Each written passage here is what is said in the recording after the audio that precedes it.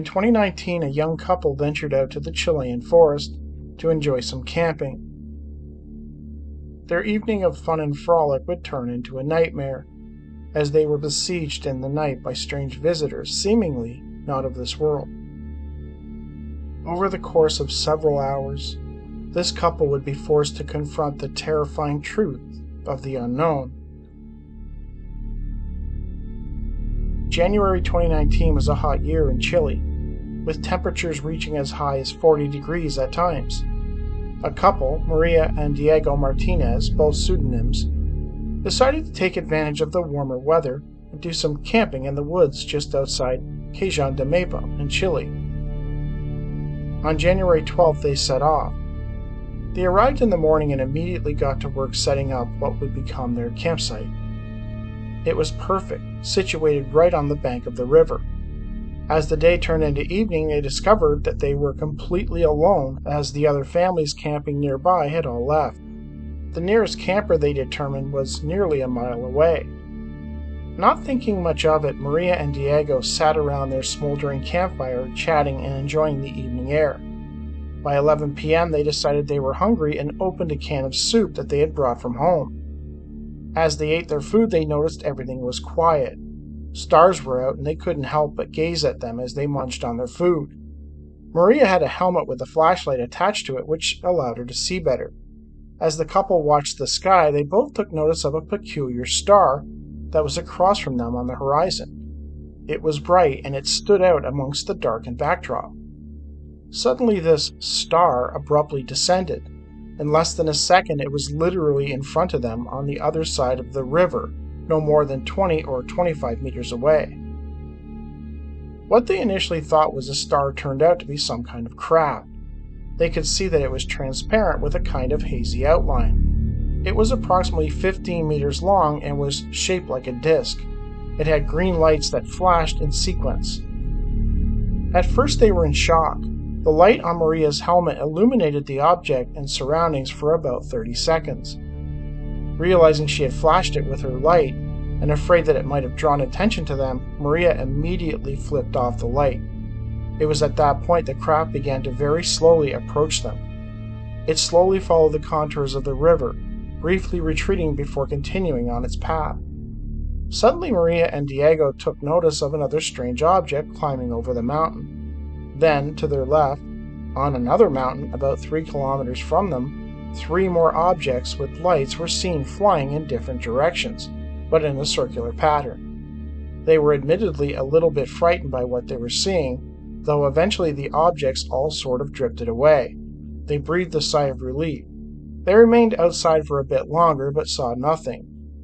They retreated to their tent where they played cards and chatted, even joking about the weird events of that evening, and how it would be a good story to tell their friends. The couple's evening of fun was suddenly interrupted when, out of nowhere, a plastic bottle of water slammed into their tent.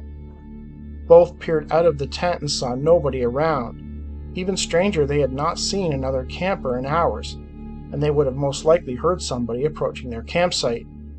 As the couple sat half out of their tent peering into the darkness, Maria flipped off the headlamp, and that is when they saw them. Hovering directly over their tent were 4 objects.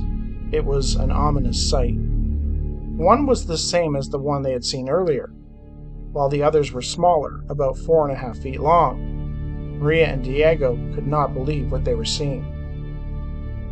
As the couple watched, one of the smaller ships slowly floated to the left side of the tent, only about 1 meter away, and began shining a brilliant white light directly at them. The light remained still, illuminating the side of the tent. Just then the couple could hear a loud, vibrating sound, and it now seemed as if they were in a sort of vacuum, as all other normal sounds had now ceased. While this was happening, the other objects flew around the area. That was when Maria and Diego realized that they were not alone. They looked over and saw 5 small entities standing off to the side of the tent. They were just there. They had not heard them approach. The beings, the couple guessed, were about 4 feet tall and very thin. Their arms were longer than normal humans and their skin was dark, but due to the bad lighting at the side of the tent, they couldn't see the exact color of their skin. The couple became petrified when the beings began acting in an intimidating manner, grabbing the tent, surrounding them, and digging small holes around the tent. They realized that the beings were not touching the ground as they moved. They seemed to be levitating, and Maria and Diego could not hear any footsteps. They could feel a sort of vibration as the entities moved around, as if they were moving on a different level of space and time. Maria and Diego remained inside the tent, hugging each other in terror. They sat completely silent, hoping that the weird creatures would go away. During this time, one of the entities flung himself against the side of the tent. The couple suddenly had the impression that they themselves were floating inside the tent. They felt like if they had stepped outside the tent, they would appear in a completely different location. Needless to say, it was a long night. At around 3 a.m., the couple began to notice a putrid odor, like that of rotten eggs, but more pungent. It was so horrible that they had to cover their noses with their hoodies. Moments later, they saw additional objects, though they couldn't tell how many, but they were coming in fast, one after another, in the direction of the river.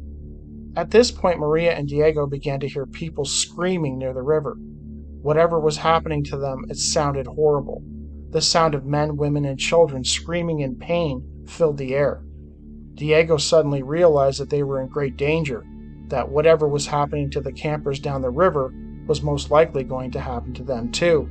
He sensed that he and Maria were probably not going to live to see another day. He began to pray, hoping that it would give them the strength to confront whatever was going to happen next. Maria was crying. They attempted to console each other while they listened to the cries for help. As the couple sat embracing each other, they suddenly heard a person directly behind their tent, and this one started screaming in pure terror. It was the last scream they heard that night. They were an emotional wreck at this point. Speaking to an investigator at Ovni, Chile, they noted that the agonized screams from the campers downriver lasted for almost 2 hours. Afterwards, the object returned to Maria and Diego's campsite, hovering directly over their tent. Both thought this meant that they were next. Now it was their turn. The creatures again started harassing them, pulling on the tarp, hitting the tent, etc. At times the couple would smell sweet odors, like that of flowers, and they tried very hard to ignore it. Soon after, both experienced a sensation of drowsiness, and their bodies started getting heavy. Both struggled not to fall asleep.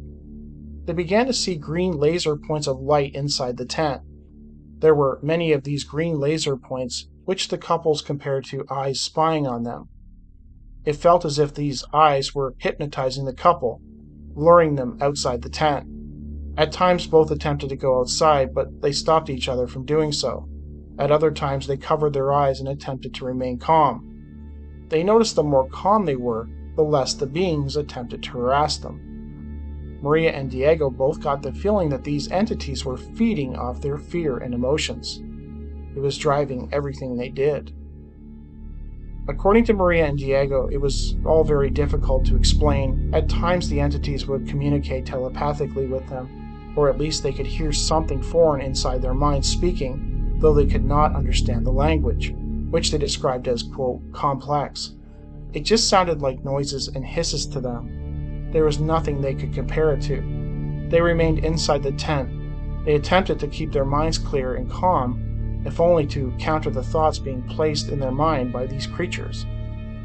The entities remained outside near the river, but were now less active in the harassment of the couple. They didn't know what time it was, but the sun started to come up.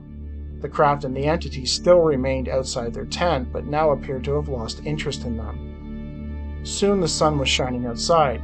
They guessed it was around 9 a.m. They could no longer see the entities outside their tent, however the craft was still there, which they described as bright, transparent white in color and elongated. They could hear the sound of the craft and the sound of the river. Diego decided to step outside the tent, fed up with the situation. He grabbed a knife and ran outside, and the moment he stepped out, the ship vanished in plain sight. At the same time, the normal animal and insect sounds of the environment returned, all at the same time, almost as if someone had flipped a switch. Diego was convinced that he would find numerous dead bodies near the river where the screams had originated from, but he found nothing. He ran towards the summit to look around and saw several families peacefully camping at the location. They were going about their business as if nothing had happened. Immediately, Maria and Diego packed their gear and walked over to a nearby ecological station and remained there for the rest of the camping trip. They stayed long enough to watch the lunar eclipse, and they went home.